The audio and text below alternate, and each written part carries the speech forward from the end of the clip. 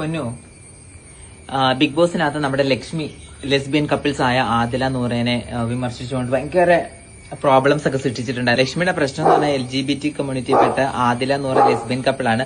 അവരെ നോർമലൈസ് ചെയ്യാൻ പറ്റുന്നില്ല എന്നായിരുന്നു പറഞ്ഞിരുന്നത്. അപ്പൊ ഒരുപാട് വിമർശനങ്ങൾ പുറത്തും അകത്തോട്ടൊക്കെ വന്നിട്ട് ലാലേട്ടൻ വന്ന് അതിനെ കുറിച്ച് സംസാരിക്കുകയൊക്കെ ചെയ്തു.